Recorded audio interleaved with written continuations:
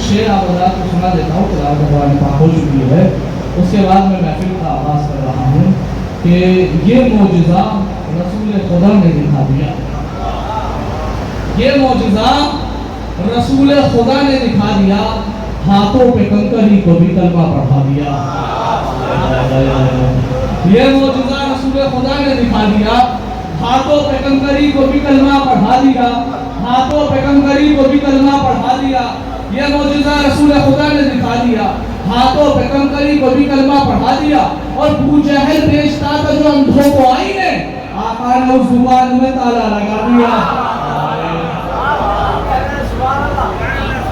ابو جہل بیچتا تھا جو اندھوں کو آئینے، آقا نے اس زبان میں تالا لگا دیا۔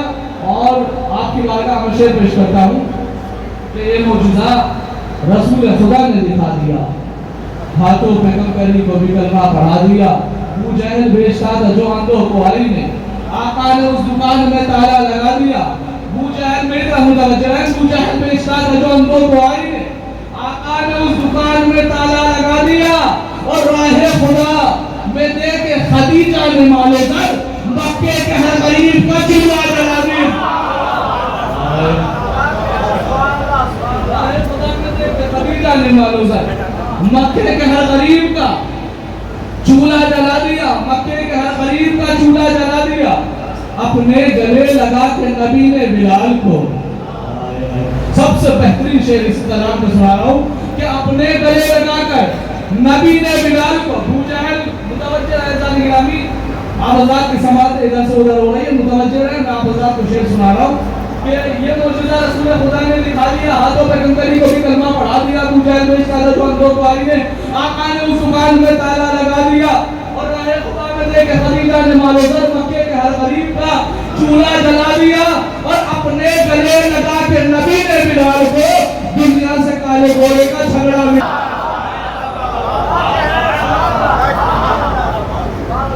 زیادہ بہت آمادہ ہو چکے ہیں، میں گفتگو کا آغاز کرتا ہوں کہ خالق کائنات، مالک ارض و سما، پوری کائنات کا خالق ترین کتاب، وہ کتاب کے جس میں ذرہ برابر بے شک و شبہ نہیں ہے، وہ کتاب جو مسلمانوں کے لیے ہدایت کے لیے آئی تھی، وہ کتاب جو آپ کے دریچوں کو کھولنے کے لیے آئی تھی، اس کتاب میں خالق کائنات ارشاد فرماتا ہے، سورہ مبارکہ زمر آیت نمبر 13، بسم اللہ الرحمن الرحیم، آیت نمبر 17، وَبَشِّرْ عِبَادِ، اے میرے رسول، اے میرے حبیب، اے کائنات کے محسن، اے اللہ کے حبیب، اے روح کائنات، اے فخر ارض و سما، اے عبداللہ کے لقب جگر، اے عمرہ کے جائر، اے اول ما خلق اللہ حضوری کے مزاج، مسلمانوں کو، لوگوں کو یہ پیغام دے دیجئے کیا کہ جنت میں کون جائے گا۔ دیکھیں تمام مسلمان آج جو فرقہ واریت میں بیٹھے ہیں، ہر مسلمان اپنی اپنی انا میں شامل ہے، ہر مسلمان اپنی اپنی انا کی پرستش کر رہا ہے، ہر مسلمان اپنے فرقے کو صحیح مان رہا ہے، لیکن سوال یہ نہیں ہے کہ کون اپنے فرقے کو صحیح مانتا ہے،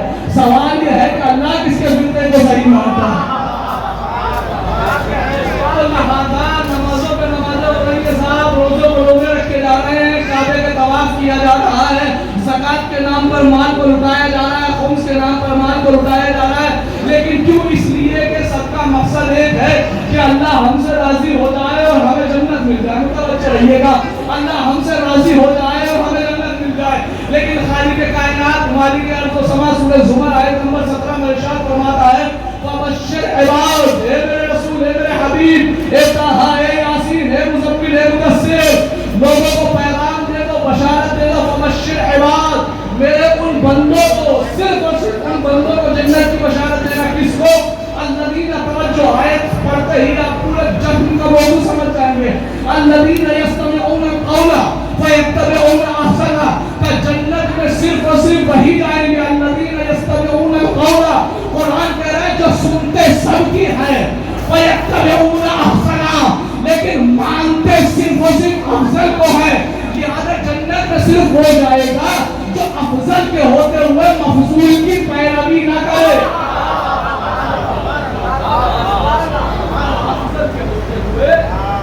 مفضول کی پیروی نہ کرے۔ میں صرف 4 سے 5 آیتیں آپ کو سنا کر اجازت دینا چاہ رہا ہوں، اہم آیت، کیونکہ ہم غدیر کا جشن منانے کے لیے یہاں آپ کے ساتھ آئے ہیں۔ جشن غدیر کا مطلب مولا تسلیم کر لینا، مولا کا مطلب ان کا اتباع کر لینا، مولا کا مطلب کہ अपना नफ्स उनके सामने खम करके कह देना जो भी है आप है, जैसा आपका हुक्म होगा हम मानेंगे। इसको कहते हैं इत्तबा करना। अब कुरान बता रहा है कि इत्तबा किसका करो, लफ्ज को बदल कर बता दूं कि कुरान कह रहा है कि मौला किसको मानो, मौला किसको मानिए। पहली आयत कुरान की मैंने आपके सामने पेश की कि जब तक अफजल मौजूद है तो मफजूल को मौला नहीं मान सकते, जब तक अफजल मौजूद है तो मफजूल को मौला नहीं मान सकते। दूसरी आयत कुरान मजीद की सूरह मुबारक जासिया आयत नंबर 18 पारा नंबर 25, बिस्मिल्लाहिर्रहमानिर्रहीम, वला तत्तबि अहवाअल्लज़ीना ला यअलमून। ए मेरे हबीब अपनी उम्मत से कह दीजिए, ए मेरे हबीब इत्तिबा सिर्फ और सिर्फ किसका करना है और किसका नहीं करना। वला तत्तबि अहवाअल्लज़ीना, कभी भी उस कौम का इत्तिबा न करना, कभी भी उसकी पैरवी न करना, कभी उसको रहबर न मानना, कभी उसको मौला न मानना, कभी उसको इमाम न मानना। किसको? ला यअलमून, जो जाहिल हो, जो जाहिल हो। तो पता ये चला कि जब भी मौला माना जाएगा तो आलिम को माना जाएगा।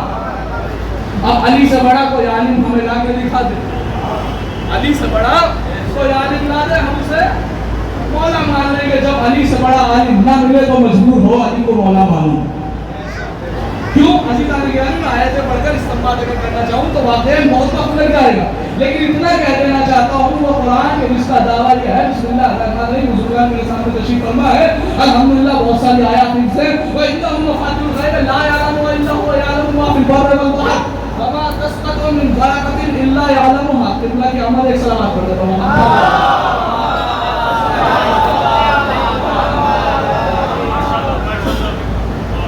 तो कुरान का पहला पैगाम कि अफजल के होते हुए कभी भी मफजूल को मौला मत मानिए। कुरान का दूसरा पैगाम आलिम के होते हुए कभी भी जाहिल को मौला मत मानिए।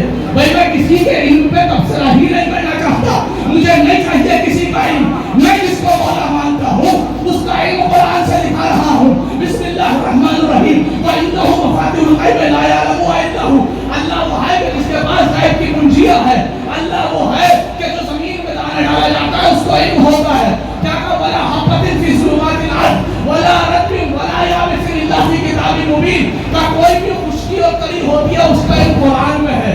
उसके बाद सूरह मुबारक हूद आयत नंबर 6 पारा नंबर 12, बिस्मिल्लाहिर्रहमानिर्रहीम, वमा मिन दाब्बतिन फिल अर्ज़ि इल्ला अल्लाह रिज़्क़ुहा व यअलमु मुस्तक़र्रहा व मुस्तौदहा। का चार पैर वाले जानवर में से कोई भी ऐसा नहीं है कि जिसका इल्म कुरान में ना वो क्या खाते हैं, कहाँ रहते हैं, सब कुछ कुरान में लिखा। अली का इल्म दिखाना मस्जिद अली में। उसके बाद दूसरी आयत उठाइए, सूरह मुबारक फातिर आयत नंबर 11 पारा नंबर 22, बिस्मिल्लाहिर्रहमानिर्रहीम, वल्लाहु अल्लाहु लज़ी खलक़कुम मिन तुराबिन सुम्मा मिन नुतफ़तिन सुम्मा जअलकुम अज़वाजा वमा तहमिलु मिन उन्सा वला तदउ इल्ला बिइल्मिहि वमा युअम्मरु मिन मुअम्मरिन वला युनक़तु मिन उम्रिहि इल्ला फी किताब। अल्लाह वो है कि जो जानता है, क्या अल्लाह जानता है कि उसने आपको नुतफ़े से पैदा किया है, उसके बाद तुम्हें जोड़ा जोड़ा बना दिया है, उसके बाद परवरदिगार आलम कहता है कि अगर कोई बच्चा पैदा होता है तो उसका इल्म कुरान में है, कोई भी किसी की उम्र घटती है तो उसका इल्म कुरान में है, किसी की उम्र बढ़ती है तो उसका इल्म कुरान में है। उसके बाद एक आयत और सुनिए, सूरह मुबारक सफा आयत नंबर 3, बिस्मिल्लाहिर्रहमानिर्रहीम, वला असगरु मिन ज़ालिक वला अकबर इल्ला फी किताबिन मुबीन। का सबसे छोटी से छोटी चीज भी कुरान में है, सबसे बड़ी से बड़ी चीज भी कुरान में है। उसके बाद आखिरी आयत और इस सिलसिले की, बिस्मिल्लाहिर्रहमानिर्रहीम, वमा मिन गाइबिन फिस समाए वल अर्द। अल्लाह कह रहा है कि जमीन और आसमान में कोई ऐसी चीज ही नहीं है जिसका इल्म कुरान में ना हो। कुरान का पैगाम ये है कि कभी जाहिल को मौला ना मानना। हम अली को मौला मानते हैं, अली का इल्म क्या है?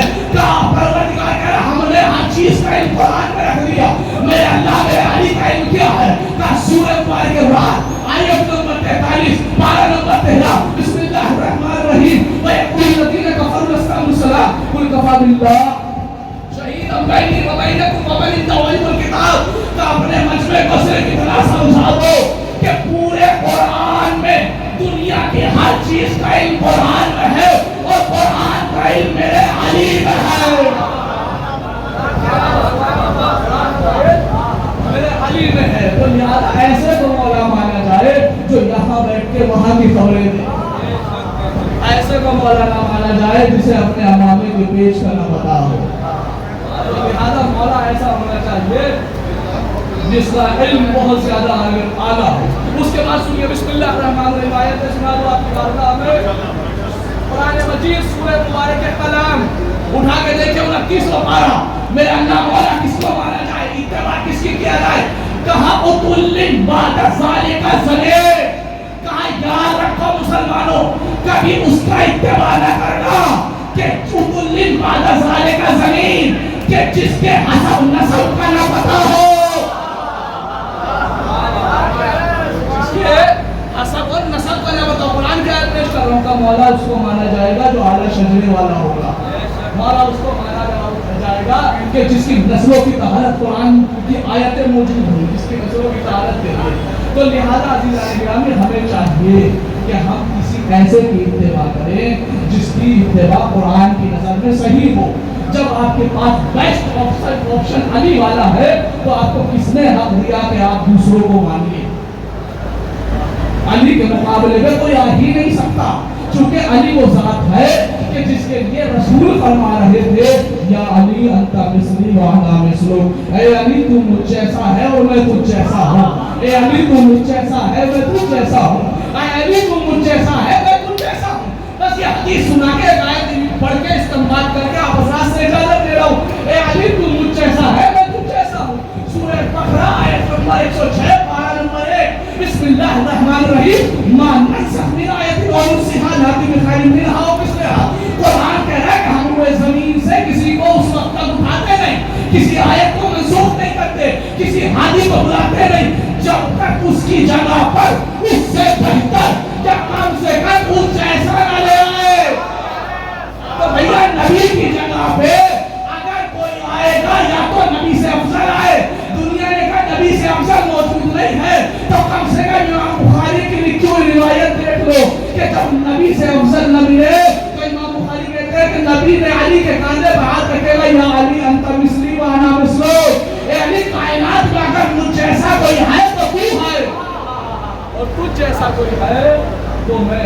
لہذا عزیزان گرامی ہمیں چاہیے کہ ہم ایسے کا اتباع کریں جس کا اتباع قرآن سے ثابت ہو، ہم ایسے کو مانیں جس کے لیے قرآن ہمارے لیے روح حیات بن کر آیا ہے۔